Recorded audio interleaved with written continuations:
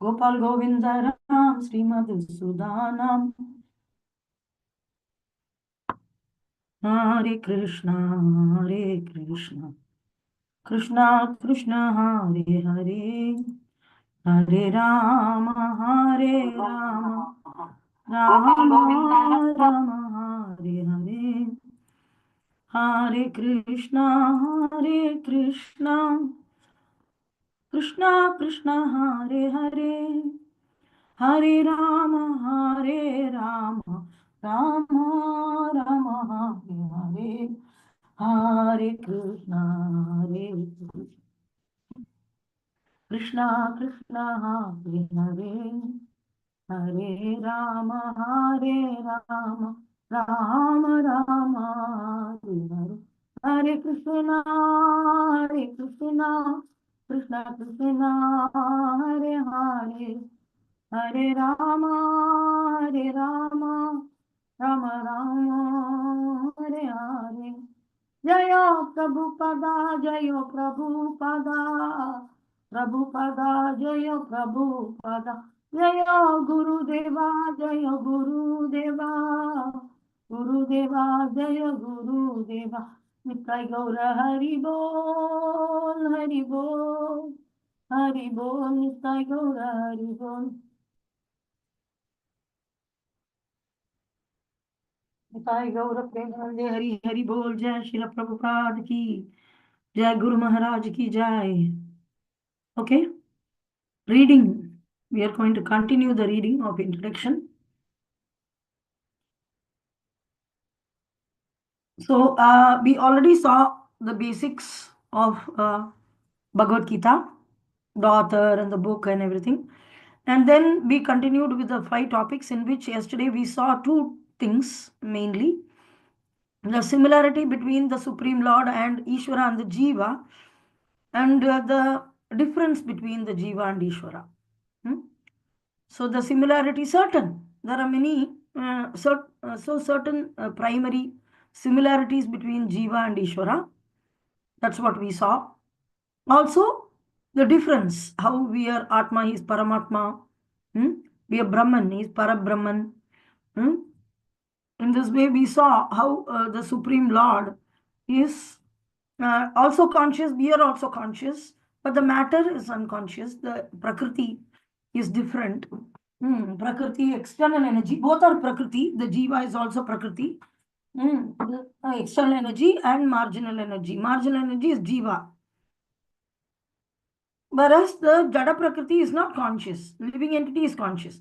So in that way, the living entity is similar to the Supreme Lord.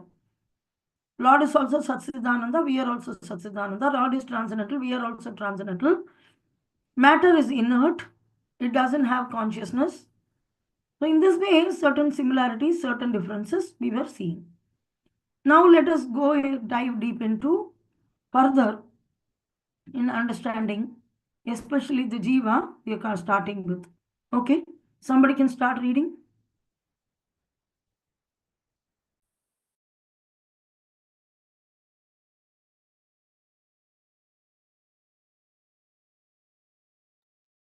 What is this consciousness? This consciousness is I am. Then what am I? In contaminated consciousness. I means I am the Lord of all I survey. I am the enjoyer. The world revolves because every living being thinks that he is the Lord and creator of the material world. Material consciousness has 2 psychic divisions. One is that I am the creator, and the other is that I am the enjoyer. But actually, the Supreme Lord is both the creator and the enjoyer, and the living entity, being part and parcel of the Supreme Lord, is neither the creator nor the enjoyer, but a cooperator. He is the created and the enjoyed. For instance, a part of a machine cooperates with the whole machine. A part of the body cooperates with the whole body. The hands, legs, eyes, and so on are all parts of the body, but they are not actually the enjoyers. Mataji, can you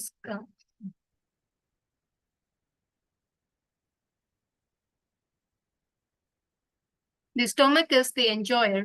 The legs move.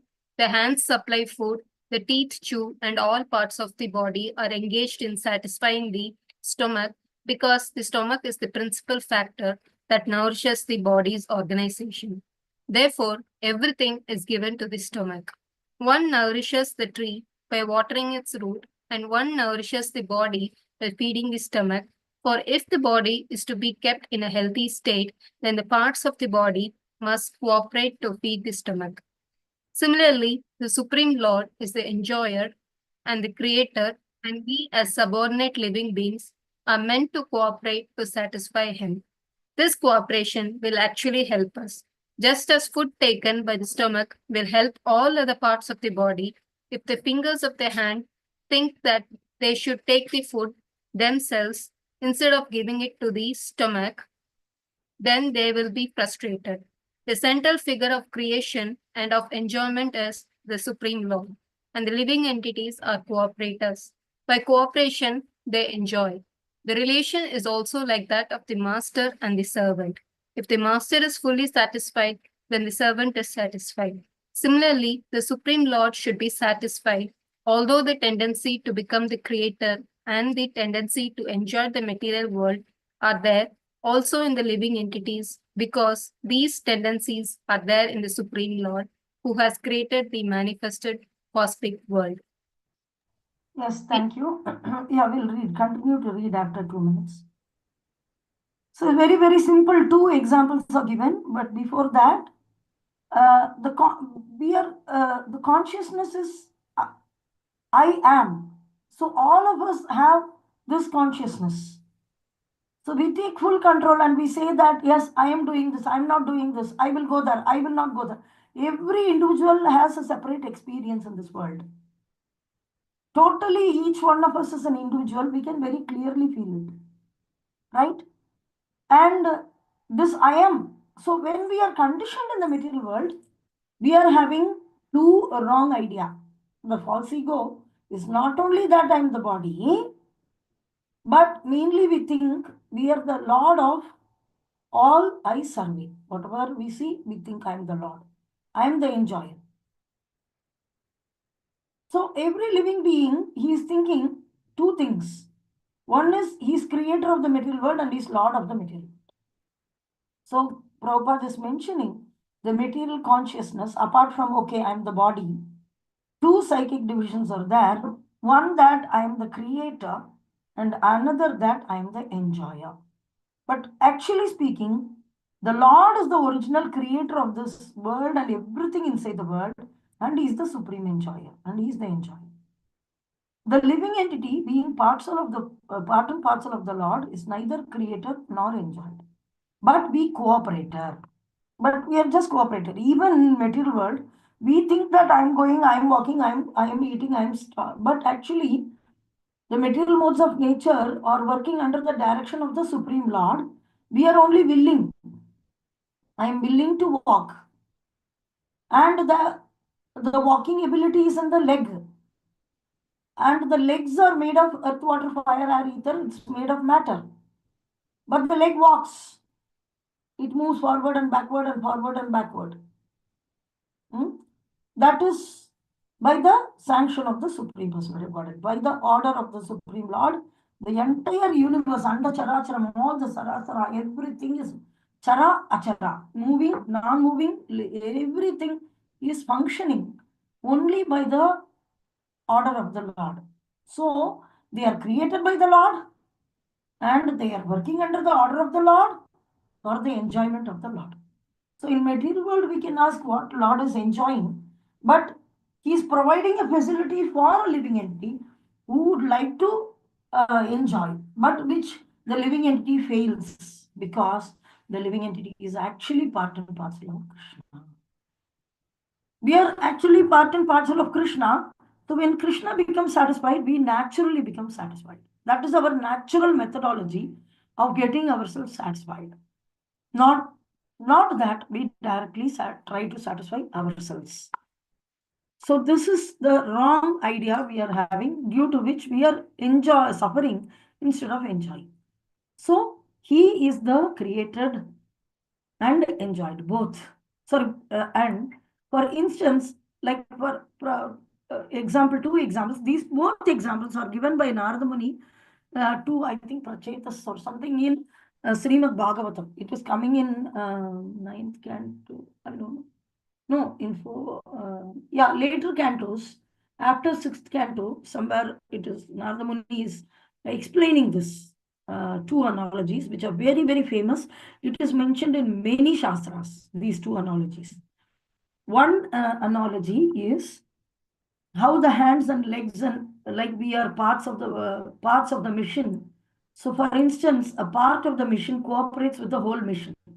The part of the body cooperates with the whole body. The mission example is not given, but these two examples are given. Now here three are there. One is how a mission's part is cooperating with the mission. This is one example, which I already showed you in one of the slides when we started in Ishopanishad. The second example given over here is the hand, leg, eyes are all parts of the body. But if the hand is thinking, I am doing hard work, I will enjoy the result. So, after doing hard work, if a housewife is cooking very nicely, many stuffs, and she's thinking, I work very hard. I went to the market, I purchased the vegetables, I came back, I cut the vegetables, then I bought the grains, I washed the grain, I put so many activity. Now my hand only did all this. My hand has to enjoy. So while eating, instead of putting in the mouth, if the hand alone is trying to take the food and eat it, is it possible to eat? Not possible to. And even if we put in mouth and mouth decides that I will not give it to the stomach, stomach is not doing any work. Huh? The stomach is the enjoyer. Now a question may be asked why the stomach doesn't do any activity. Why the stomach has to enjoy? So stomach does one primary activity. You know what is the activity stomach does? Hands and legs externally seems to be very busy. But the stomach digests the item and converts it into energy and supplies to all the parts of the body. So provider and protector is the Supreme Lord. So handing over should be done to the provider. It's a basic logic. You just need to give where the supply is happening. So the Supreme Lord is the provider and protector of the living entities. So he has to be given. So how the hands and legs and eyes, they are all parts of the body, but separately they cannot enjoy. But they supply to the stomach. And when the legs move, the hands supply food, the teeth chew, and all parts of the body are engaging in satisfying only the stomach. Because the stomach is the principal factor of nourishing the body's organization. Now, only when the stomach is satisfied, then your hand is healthy. You're able to walk. Now, say, I cannot walk here. I'm very hungry. I want to, like that, we say, I cannot talk. I'm very hungry. I'm tired. I'm hungry. So, when you're hungry, you give food not to the, for example, your leg is very tired. Will you give the food to the leg? You will take some masala dosa and put it on your leg. No, you will be putting it in the mouth. Then you get nourishment. Once you get nourishment, now I can walk. I have eaten. My stomach is full. Now I can just do the next activity. So therefore, everything is given to the stomach. And the stomach will nourish the principal factor of nourishing of the entire body. That is the job of the stomach. So therefore, everything is given to the stomach. So somebody may question why I should give to Krishna. Why should I? Because he will nourish you. That is the principal factor of nourishing. So where from it comes? So another example is given, watering the root of a tree. So somebody says, I can't even see the root. Why should I give to the root? I will give the water to the leaf. I will give to the branches. I will give to the fruit. The fruit is very tasty. And I keep on pouring water to the fruit. It's like washing the fruit. There is no meaning. But unless the root is watered, the root may not be seen by you, but you are supposed to water the root only. So once you put the water into the root, all the leaves are very nourished. All the branches, sub-branches, twigs, and all the leaves, everything is so green. The fruits are very tasty and juicy because good water is gone to the root.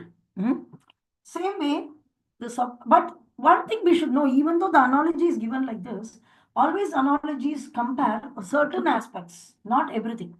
Then it is not analogy, it is same. So we have to take that it's not exactly all the things are matched. Like for example, the tree is nourished by the water given. Of course, if you don't give water also, it is going to take the water from underground. Somewhere there will be some streams. And the Supreme Personality of Godhead is already powerful. He is not expecting you to give everything to him. He is not expecting because already everything belongs to him. So certainly there is a difference. But this analogy is given just to a basic understanding of how the part and parcel is supposed to serve the whole. That concept is explained here. So how do we just need to cooperate with the system. Just cooperate with the Supreme Lord and all enjoyment is guaranteed. So the master is satisfied, then the servant is kept very happy, he is also satisfied. And the relationship between a master and servant in the material world is so very different from the spiritual world, where, of course, Krishna is said to be the master, we are the servant. But in material world, we don't like this master-servant relationship. Usually, the masters are so puffed up. They ill-treat the servant and all. But actually, the bondage in the spiritual world of master and servant is very based on love, affection. When the living entity gives, of course, it's called devotion, but higher than this, it's called prema, affection, love. Same way, Supreme Lord also loves the living entity. Oh, how Krishna can be master? I have to be servant. I don't like this concept. But that is material world, everybody works for money. But in spiritual world, everybody works for love. One simple example here is a mother feeding the children, the mother's affection towards child. The child is not paying any money to the mother, but the mother serves so nicely just because she loves the baby. So that affection is not based on money. So it looks like the baby is the receiver of enjoyment, whereas the mother is the servant. Mother keeps on serving the baby, giving bath, cleaning it, feeding it, and so many activities she does. It's out of love. So if you see Arjuna and Krishna, uh, they were good friends, so friendship is possible. Apart from that, then Krishna became the chariot driver, and Arjuna was in the chariot. Then what is the master-servant relationship here? Prabhupada is mentioning it's very affectionate and it's very mutual in spiritual world. It's very mutual. And there is higher to master-servant also, but minimum we start with master-servant. As friend, as parent, as parent means superior to the Supreme Lord. And then as a lover, various relationships are possible, but all of them have the dasya or the servitorship in them. So if we consider ourselves as dasa or servant, that is a perfection. All other bhava rasa, whatever is going to come later, is going to embed this also. So that is the basic minimum relationship. So the master-servant relationship should not be misunderstood. Here you see Krishna as a driver and Arjuna is sitting in the chariot. Any day in the material world and relative world of this nonsense, lust, greed, envy, anger, all, just because we have forgotten Krishna is there in the conditioned world. Here we can never see. One time when the driver is driving, the master, the owner of the car is telling, okay, you may be tired, yeah, you sit in the back seat, I will drive and take a good ride like that. They won't say. But here you see the Krishna is driver to Arjuna. So the bondage is very, very loving based on love that we have to understand. It's not, we are in the world of all false ego and all nasty things. So we should not underestimate spirituality or the love and relationship between Bhakta and Bhagavan to be cheap like that of the material world. So we should be very careful in understanding what is this. When the master is fully satisfied, then the servant is satisfied. Then similarly, the Supreme Lord should be satisfied. Although we have a tendency to become the creator and the enjoyer of the material world, but these tendencies are there in us because Supreme Lord is having this tendency. So we are minute part and parcel, we are having it, but we cannot execute it properly in the material world. Anywhere we cannot. Of course, in spiritual world, we'll be doing some services to Krishna, and so many things we will manifest. Garland, We will make the garland, transcendental garlands. We will make chandan. We will make so many things. But there also kind of a creating attitude. Creation is there, but that creation is manifested by affection to Krishna.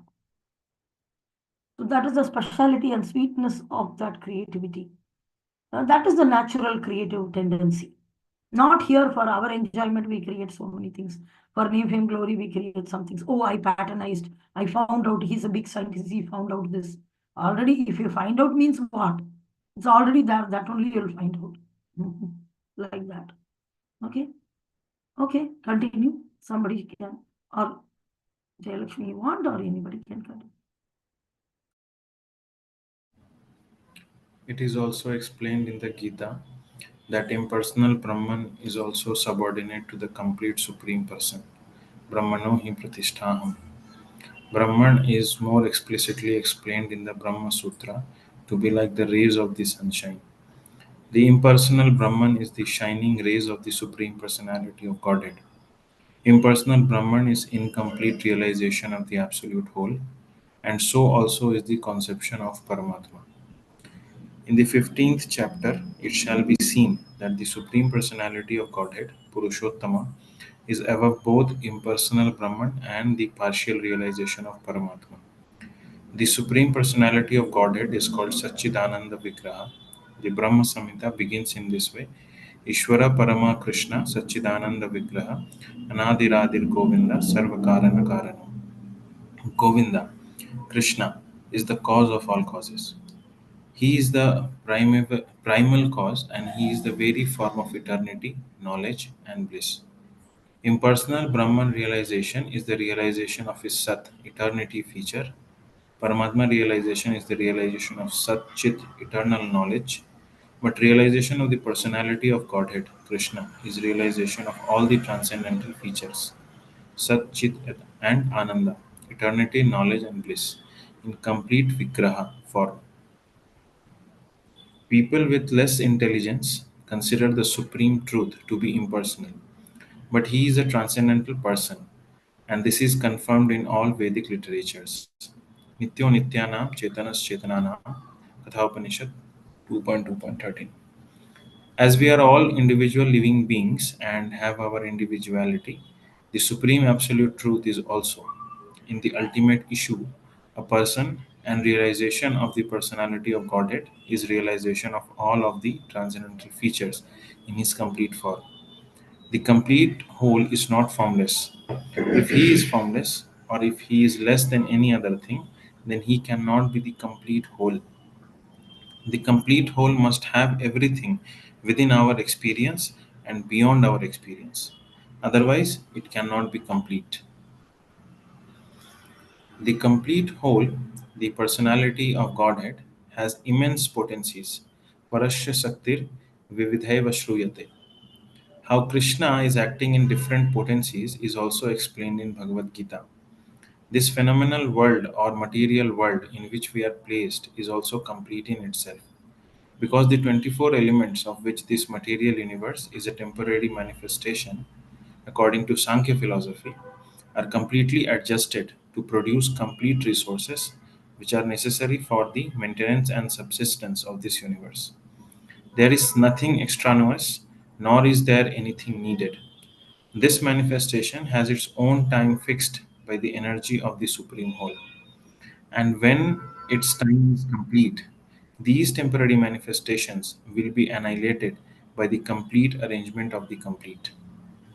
There is complete facility for the small complete units, namely the living entities, to realize the complete, and all sorts of incompleteness are experienced due to incomplete knowledge of the complete. So, Bhagavad Gita contains the complete knowledge of Vedic wisdom.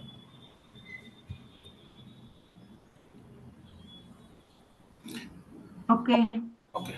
So wonderful. This is about already we saw in the Ishopanishad. We are lucky that otherwise, if somebody is reading Bhagavad Gita introduction directly, he may have difficulty in understanding all this complete. What is written here? It's very complex like that. But because we have done already the Ishopanishad, then we will understand. Then we can easily understand what does this mean. So we shall find that the complete whole, the Supreme Lord, or absolute truth, if you see, comprised of the Supreme Controller, the controlled living entities, the cosmic manifestation, the eternal time, and karma or activities, all these are explained in the text. Okay. So all these taken completely from a complete whole. The complete whole is called Supreme Absolute Truth. So, apart, of course, we have the control of Supreme Lord, but living entities, jivas, are also eternal. And Prakriti is also eternal. Time is also eternal. So, putting everything together is called complete absolute truth, or complete personality of Godhead.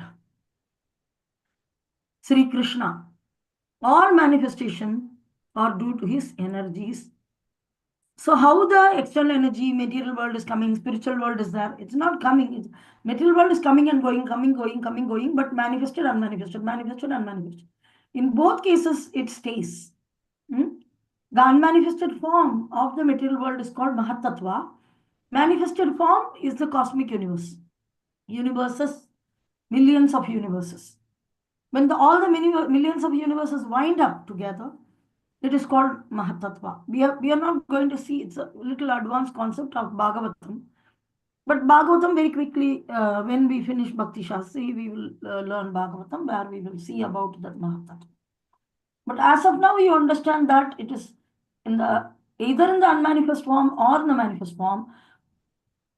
Always there is material universe, world, sorry, material subject, material chunk. A piece of chunk of matter is called Mahatattva. When it comes into variety, it is cosmic manifestation. Again, it winds up into Mahatattva. So all manifestations, and this is external energy of Krishna, and Nityam, permanently, there is internal energy of Krishna manifested as Vaikuntha. And so many living entities are marginal energy of Krishna. And apart from that, there is a time, activities the living entities can do. Everything is put together, complete whole. All this is Krishna. So, Krishna is Anadi Radhi Govinda Sarva Karana Karanam. He is the reason for all these creations. So, it is also explained in Gita that impersonal Brahman is also. So, here, Brahman is Brahman, Paramatma, Bhagavan are the three aspects of the Supreme Absolute Truth. Here we see this complete absolute truth. So this complete absolute truth, if you see, already we saw what is relative and what is absolute truth. What is relative truth and absolute truth is permanent, eternal, never changes by time, place. That is absolute truth. So this complete absolute truth or the whole is the Supreme Lord Krishna. And Brahman is one of the aspects of the Lord. So in Brahma Sutra, it is explained like the rays of the sunshine. So Krishna in Bhagavad Gita says that Brahmano hi pratishtaham. I am the reason or the source of Brahman. Brahman is a Jyoti, Brahma Jyoti. So Pratishta aham. Aham means me. Pratishta means it got established by me. From the effulgence, bodily effulgence of Krishna. This Brahman is more explicitly explained as like the sun rays. Impersonal Brahman is the shining rays of the Supreme Personality of Godhead. Impersonal Brahman is incomplete real. Brahman is not incomplete, but that's an incomplete realization of the absolute whole. It's complete by itself as a light coming out of the body. But when somebody tries to realize the Supreme Lord as Brahman, they will realize only partially, incomplete. And the same way, if somebody tries to realize Paramatma, that is also incomplete realization. So, in 15th chapter, we will see Krishna as the Supreme Personality of Godhead, Purushottama. Jagannath Swami in Maya, in Puri, Jagannath Puri is called Purushottama Kshetra. Purusha Uttama. So there is nobody higher or equal to Krishna. Purusha means provider and protector.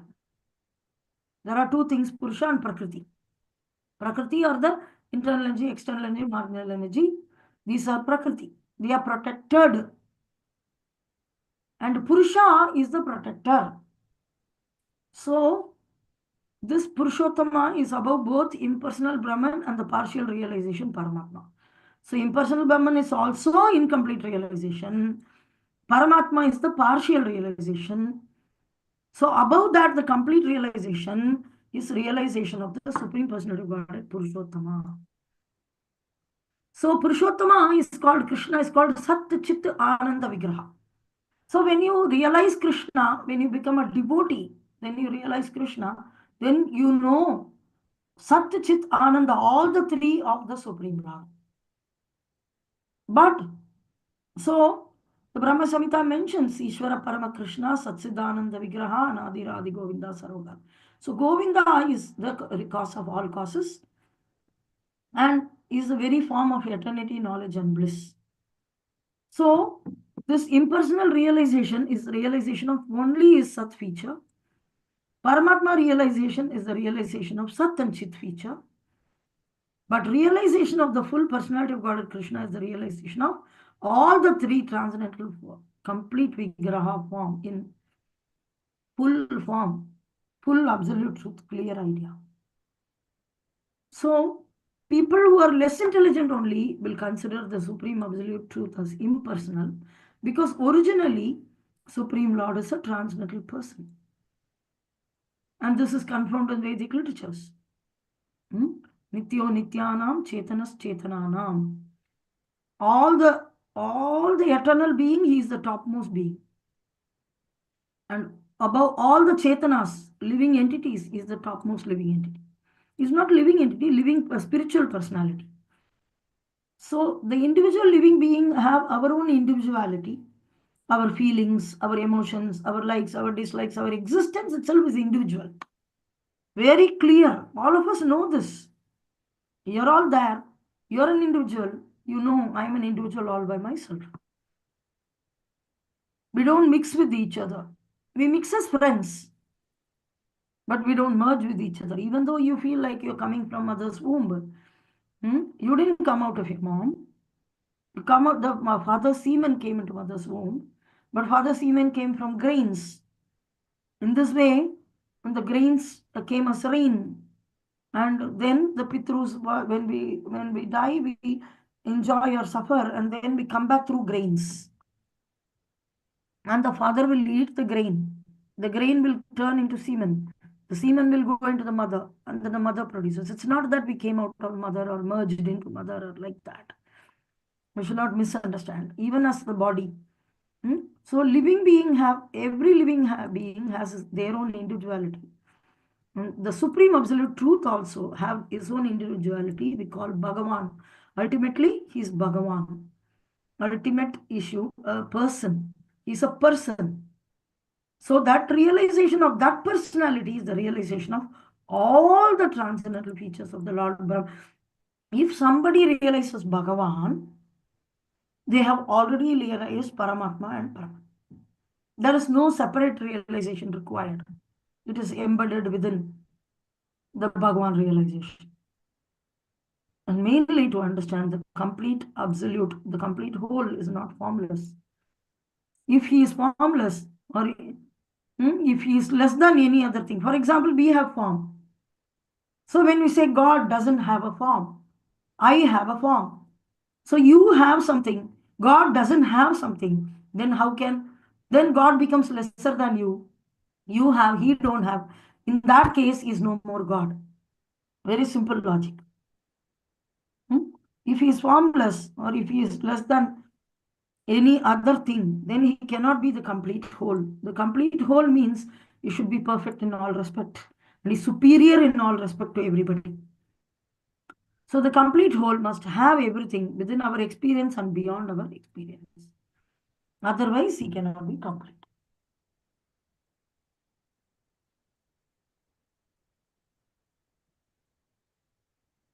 Okay, read.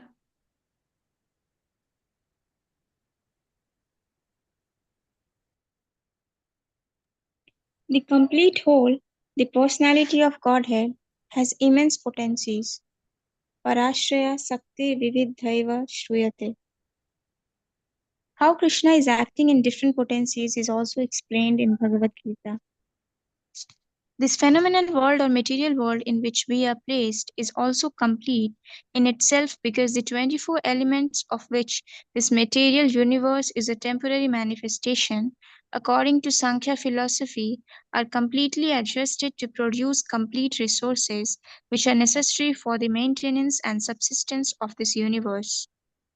There is nothing extraneous, nor is there anything needed. This manifestation has its own time fixed by the energy of the Supreme Whole, and when its time is complete, these temporary manifestations will be annihilated by the complete arrangement of the complete. There is complete facility for the small complete units, namely the living entities, to realize the complete, and all sorts of incompleteness are experienced due to incomplete knowledge of the complete. So, Bhagavad Gita contains the complete knowledge of Vedic wisdom. All Vedic knowledge is infallible, and Hindus accept Vedic knowledge to be complete and infallible. For example, cow dung is the stool of an animal, and according to Smriti or Vedic injunction, if one touches the stool of an animal, he has to take a bath to purify himself. But in the Vedic scriptures, cow dung is considered to be a purifying agent. One might consider this to be contradictory, but it is accepted because it is Vedic injunction. And indeed, by accepting this, one will not commit a mistake. Subsequently, it has been proved by modern science that cow dung contains all antiseptic properties. So, Vedic knowledge is complete because it is above all doubts and mistakes. And Bhagavad Gita is the essence of all Vedic knowledge. Vedic knowledge is not a question of research. Our research work is imperfect because we are researching things with imperfect senses. We have to accept perfect knowledge which comes down, as is stated in Bhagavad Gita, by the parampara, disciplic succession. We have to receive knowledge from the proper source in disciplic succession, beginning with the supreme spiritual master, the Lord Himself, and hand it down to a succession of spiritual masters. Arjuna, the student who took lessons from Lord Krishna, accepts everything that he says without contradicting him. One is not allowed to accept one portion of Bhagavad Gita and not another. No, we must accept Bhagavad Gita without interpretation, without deletion, and without our own whimsical participation in the matter. The Gita should be taken as the most perfect presentation of Vedic knowledge. Vedic knowledge is received from transcendental sources, and the first words were spoken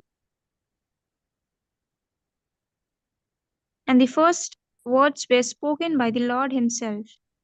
The words spoken by the Lord are called Apaurushaya, meaning that they are different from words spoken by a person of the mundane world who is infected with four defects. A mundaner is sure to commit mistakes, is invariably illusion, has the tendency to cheat others, and is limited by imperfect senses. With these four imperfections, one cannot derive perfect information of all pervading knowledge.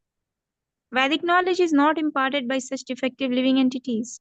It was imparted unto the heart of Brahma, the first created living being, and Brahma, in his turn, disseminated this knowledge to his sons and disciples.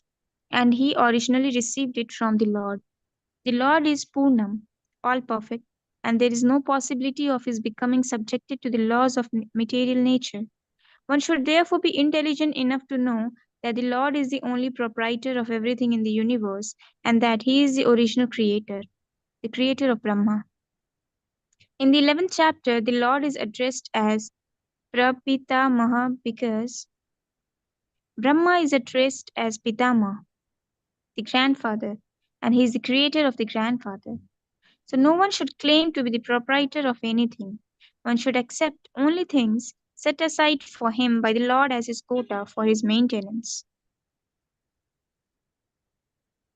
There are many examples given of how we are to utilize those things which are set aside for us by the Lord.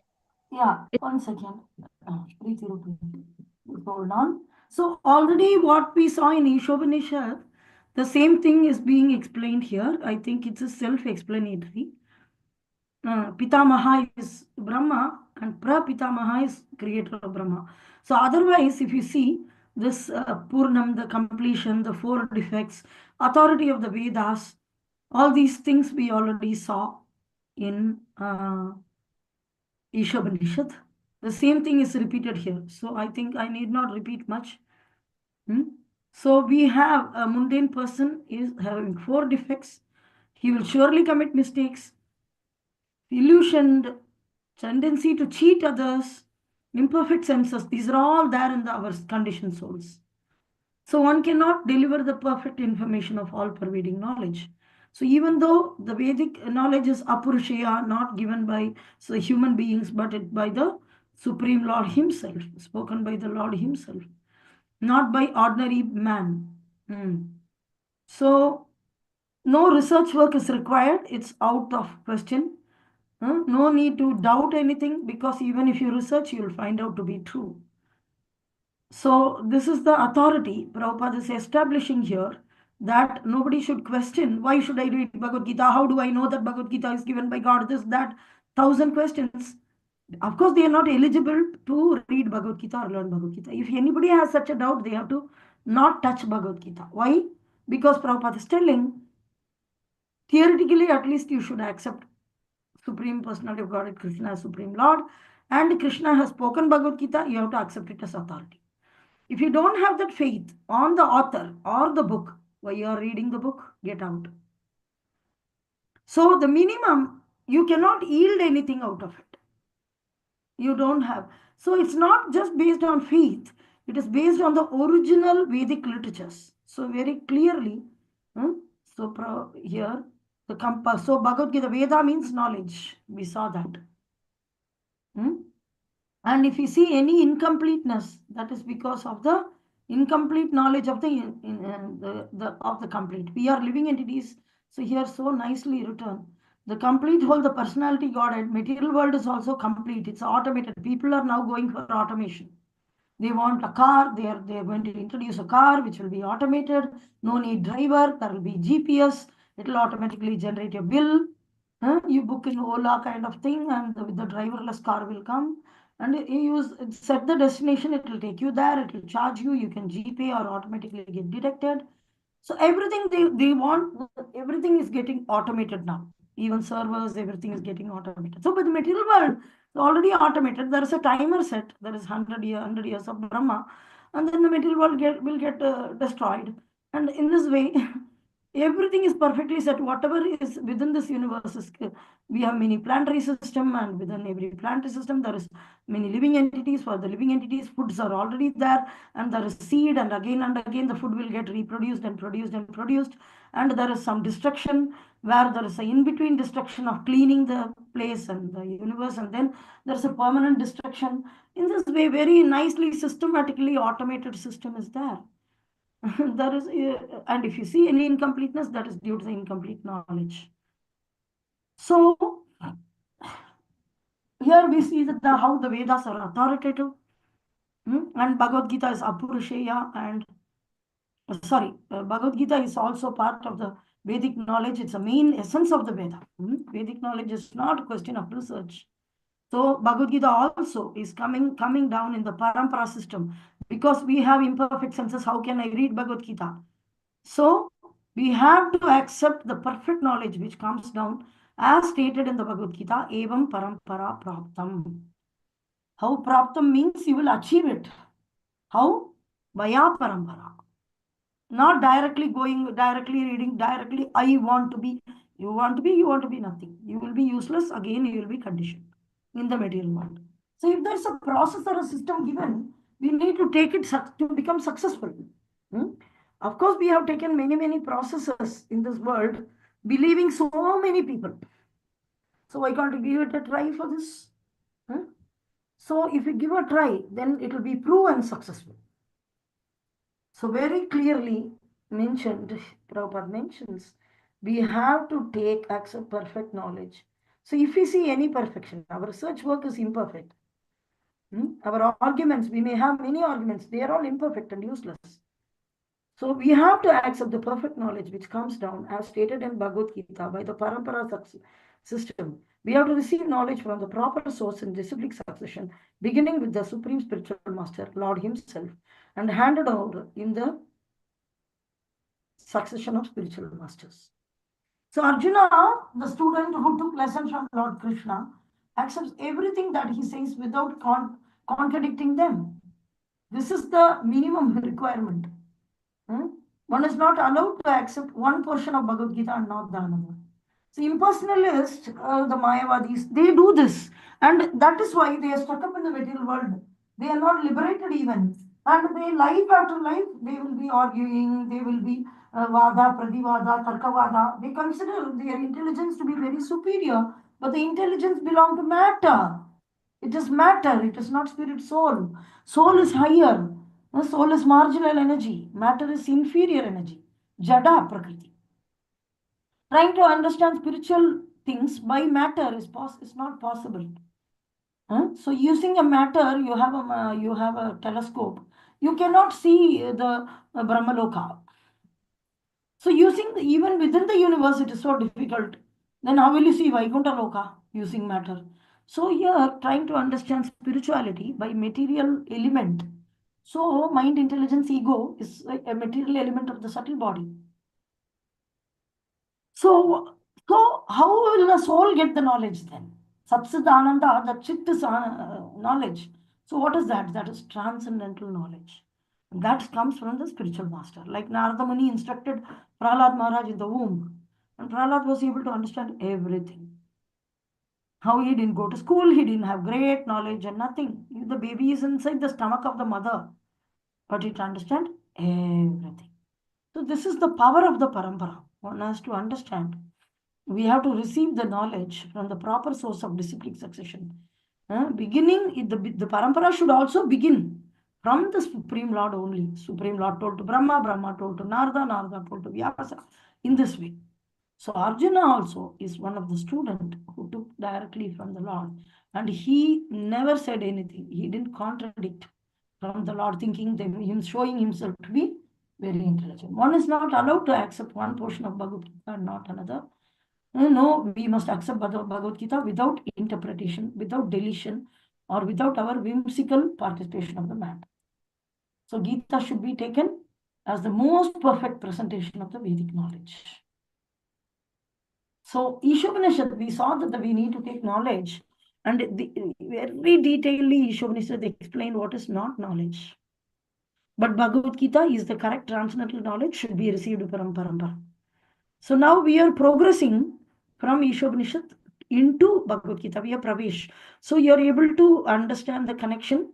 So Ishopanishad is the first book we took. It is complex, but that is a basic book for us to get inside Bhagavad Gita. It's very important for us to understand. So other Apurusheya, these defects and all of that, part of that, the Purna, all this we saw. Okay, now we can continue reading. Maybe a little more we will go today.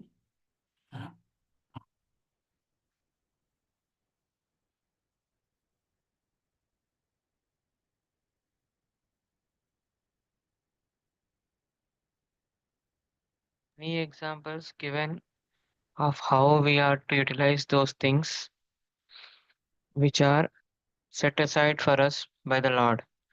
This is also explained in Bhagavad Gita. In the beginning, Arjuna decided that he should not fight in the battle of Kurukshetra. This was his own decision. Arjuna told the Lord that it was not possible for him to enjoy the kingdom after killing his own kinsman.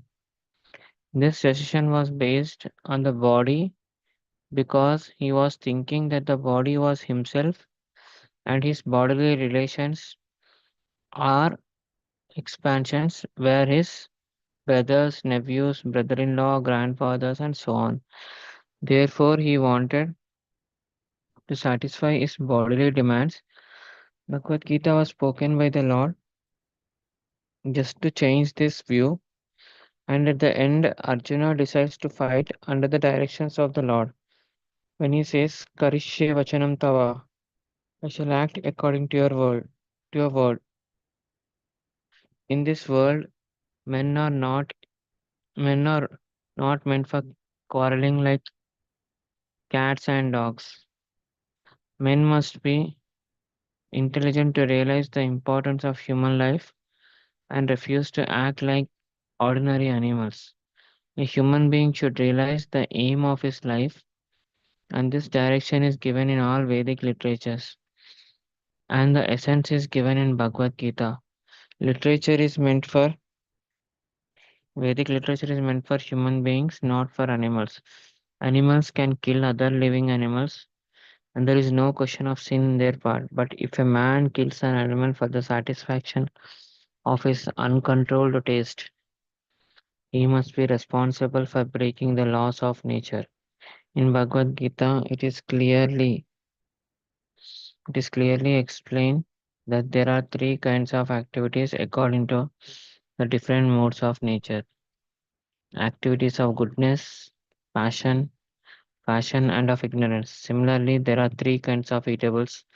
Also, eatables in goodness, passion, and ignorance. All of this is clearly described.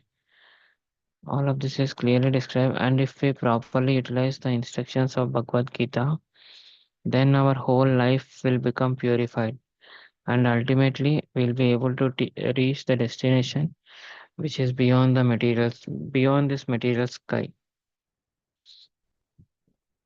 That destination is called the Sanatana Dharma, the eternal spiritual sky. Yet Sanatana Gatvan sky. Sanatana sky. Sorry. That destination is called Sanatana sky, the eternal spiritual sky. Yet Gatva na nirvante tadhama paramam mama. In this material world, we find that everything is temporary. It comes into being, stays for some time, produces some byproducts, dwindles, and then vanishes. That is the law of material world. Whether we use as an example this body or a piece of fruit or anything. But beyond this temporary world, there is another world of which we have information. That whole world, that world consists of another nature, which is Sanatana, eternal. The Jiva is also described as Sanatana, eternal, and the Lord is described as Sanatana in the 11th chapter. We have an intimate relationship with the Lord, and because we are all qualitatively one. Sanatana Dhamma or sky, the Sanatana Supreme Personality, and Sanatana living entities. The whole Bhagavad Gita, what is it? Purpose of Bhagavad Gita is to revive our Sanatana occupation or Sanatana Dharma, which is the eternal occupation of living entity. We are temporarily engaged in different activities, but all of these activities can be purified when we give up all these temporary activities. But all of these activities can be purified when we uh, give up all these temporary activities and take up the activities which are prescribed by the Supreme Lord. That is called our pure life. Okay, so we can stop here. Uh, yeah, maybe you can read till here. Okay. The Supreme Lord and his transcendental abode are both Sanatana, as are the living entities, and the combined association of the Supreme Lord and the living entities in the Sanatana abode is the perfection of human life. The Lord is very Okay. Thank you. Okay, Mataji. Thank you, Jeevan. So here,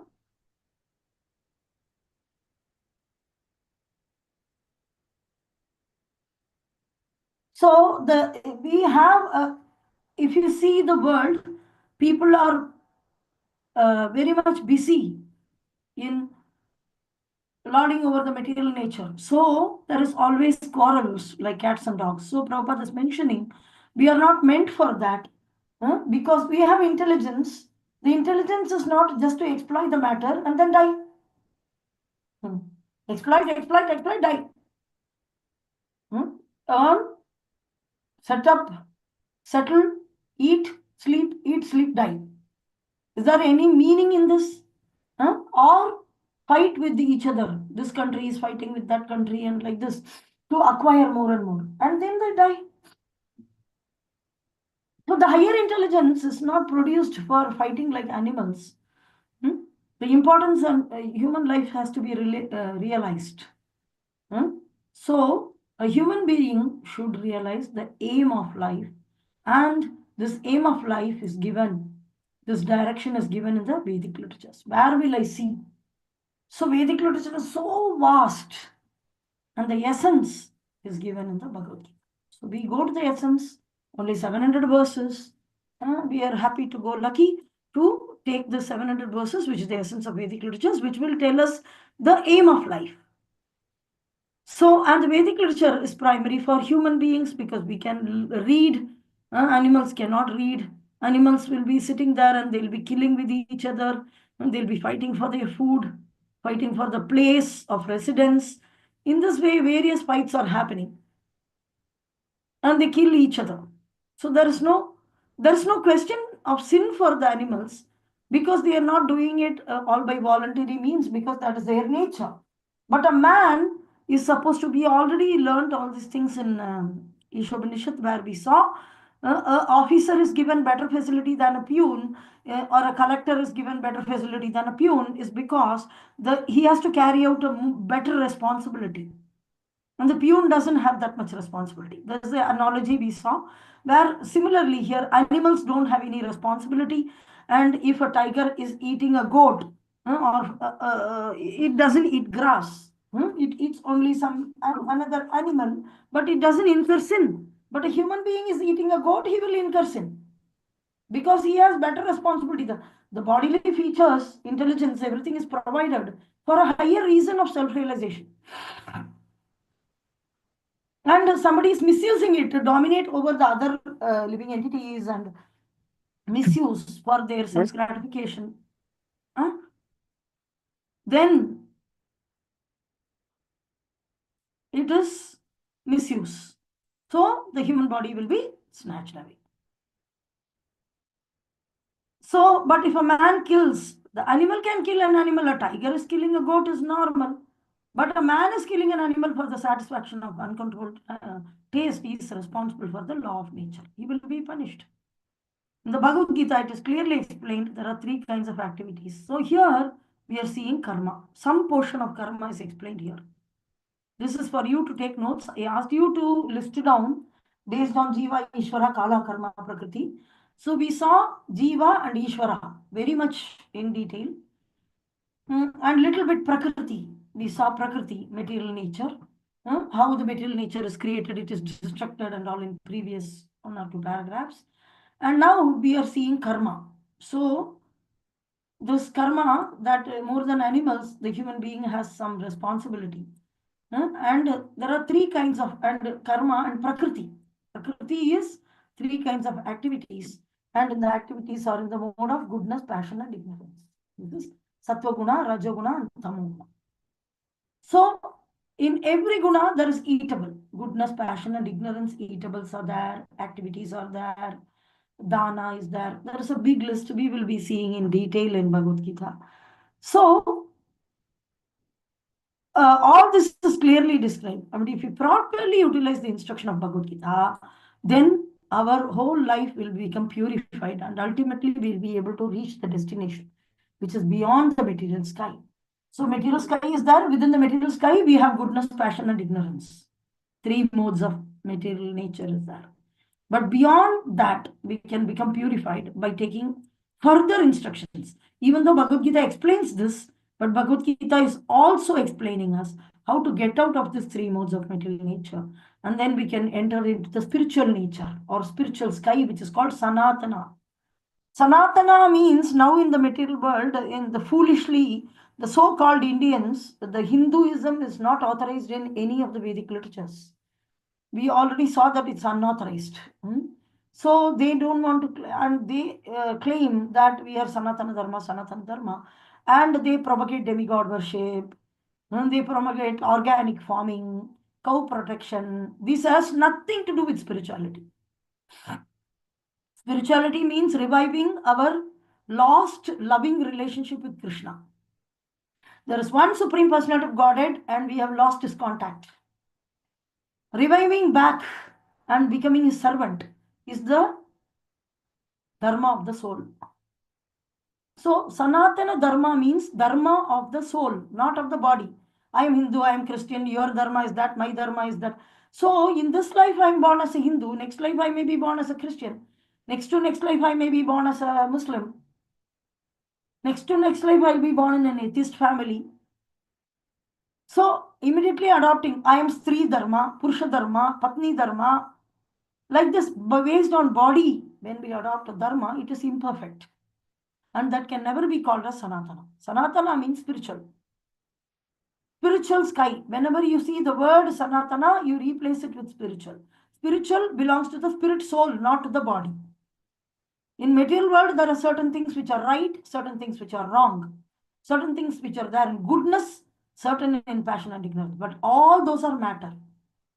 Only devotion or bhakti, which is performed for the Supreme Personality of God in the devotional service, is the only truth, only Sanatana, only spiritual. So that destination is called Sanatana sky. So there is a sky, spiritual sky. All the Vaikuntha planets, Goloka, all the Goloka, everything is there in the spiritual planets are there in the spiritual sky. They are eternal, they are permanent. There's no destruction. Yadgatwana nivartante tattama paramamama. Who goes there never comes back. That is my abode in 15th chapter. Krishna is Taddama Paramamama. It's a Paramadama. It is not within material world. Paramdama. So Arjuna is also glorifying Krishna already we saw. Parabrahma, Paramdama, Pavitram, Paramam Bhavan. Like that. So Paramam. So this Paramadama is mine. So Krishna is giving his address in Bhagavad Gita in 15th chapter. So in this material world, we find that everything is temporary. And it comes into being, stays for some time, produces, let it be body, let it be universe, let it be a tree, table, chair, let it be anything. It has a day of manufacturing, and there is some time it will stay back, it may create some byproducts, and then it will dwindle and it will become old, and then it will vanish. That's all. Everything. So this is a law of material world. So even if we take the example of the body or a piece of fruit or anything within this material body undergoes, from the time it appeared till it is going towards destruction. So beyond this temporary world is another world, and that information is given in Bhagavad Gita. Taddama paramam mama, paramadama. So that world, that is also called Sanatana. That is called Sanatana because eternal. Eternal means permanent. It's not temporary. So that, and permanently always there. Always there. That's all. There's no beginning, there's no end. Always there. So the Jiva is also always there. It is also called Sanatana or eternal. And the Lord is also Sanatana, eternal. So this is explained in 11th chapter, how the Lord is eternal. So we have an intimate relationship with the Lord, and because we are qualitatively one. The Sanatana Dharma sky, Supreme Personality of God, the living entity, soul. So we belong there. Where do we belong? We are Sanatana only. Because Krishna is also Sanatana, we are also. We are not material. Jada. We are not material. We are Sanatana. So we have an occupation, activity as a spirit soul. See, as a body, we know we need to take bath, we need to eat, we need to walk, we need to do this. So many, our varnashrama, I have to be Vaishya, I have to be Kshatriya, Shudra, something. But as a spirit soul, what is my occupation? So we have an eternal occupation for the living entities. Here we are temporarily engaged in temporary activity. And these activities can be purified when we give up all these temporary activities and take up the activity which is prescribed by the Supreme Lord. This is our pure life. So here, the Supreme Lord in his transcendental abode Sanatana. So don't misunderstand Sanatana by hearing the so-called news and words which are used by so-called Hindus or foolish, wrong interpreters of Bhagavad Gita who claim it to be Sanatana Dharma. No, Sanatana Dharma is totally different. It's very, very simple. You are not the body, you are spirit, soul. Any bodily identification of the material world and related to the material world, it is. If you are talking about Krishna and the relationship with Jiva, that is Sanatana. Other than that, nothing is Sanatana. So, as or the living Supreme Lord is in his transcendental abode, are both Sanatana. Lord is also transcendental, his abode is also transcendental, living entities are also transcendental. All are. So, the combined association of the Supreme Lord and the living entities in the Sanatana abode is the perfection of human life. Going back home, back to Godhead, going to the Goloka, and loving Krishna, by loving Krishna, not get me a visa, I will go. I want to get out of the material world. Oh, there I will go, I'll enjoy, here I'm suffering. This kind of dirty attitudes. It's a dirty attitude to desire. Desiring separate from Krishna is the reason for falling down. And don't try to go back to Goloka desiring separate from Krishna. Some people, they simply ask how to go to Goloka, where to go to Goloka, how to go to Goloka. They don't care about Krishna. They don't have any idea of developing any loving relationship or devotional service to Krishna in a loving attitude. But they just want like a visa to just go back home, back to God.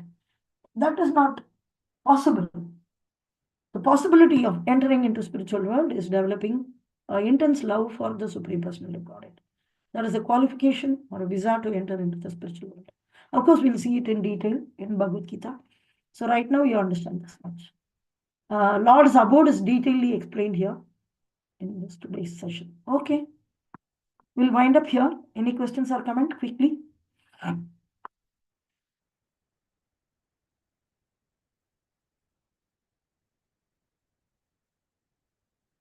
Five, 4, 3, 2. Mataji, for the exam, Bhagavad Gita introduction exam, how is it, Mataji? Is it like a MCQ or written? Everything is MCQ only.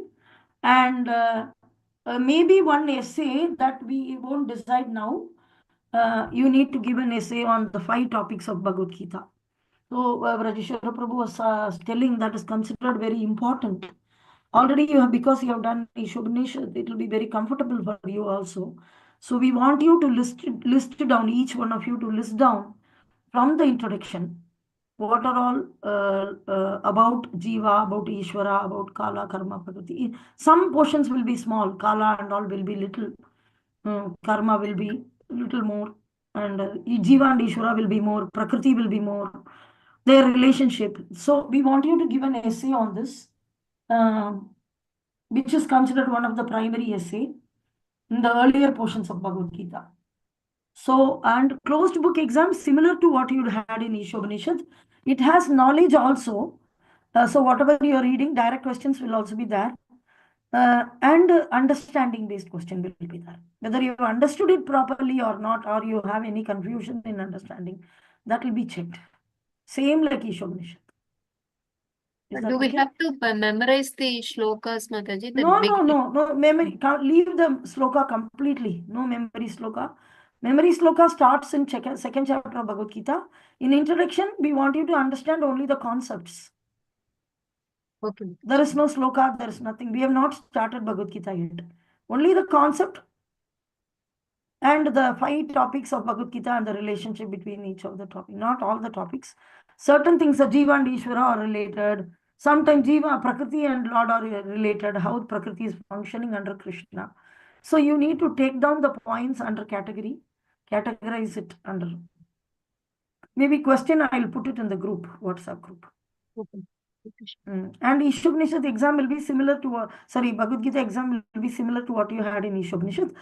Maybe a little extra time will give you, little more time so that you can read. And this time we are trying to keep the questions little shorter because the questions were quite big. But it was a learning experience. We don't want it to be really a gunpoint test. Rather, if you missed it to read it properly, also you'll get an opportunity to read it in your exam. But we won't appreciate you spending time on either copying the questions into paper or referring to your course material or book. This, we are not happy with you doing it. You be a sincere, simple student who comes and takes down or discuss with others. Don't do it during your exam. We expect some ethics in you as a devotee. So that you need to follow. And don't waste the time during exam. So you have to quickly read and quickly answer. That has to, you have to practice that. Otherwise, it's similar to the Ishopanishad. Is that okay? Okay, Mataji. We'll try to give little 2-3 minutes extra. Don't worry.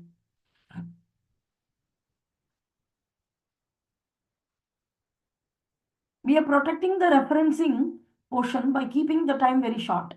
So if somebody goes and refers, then they'll be missing on the time. That is the only way we can invigilate. We cannot invigilate in a online exam, right? How can we invigilate? So if you refer anything, then of course you will miss 4 questions, 5 questions. That is not, if you discuss with others.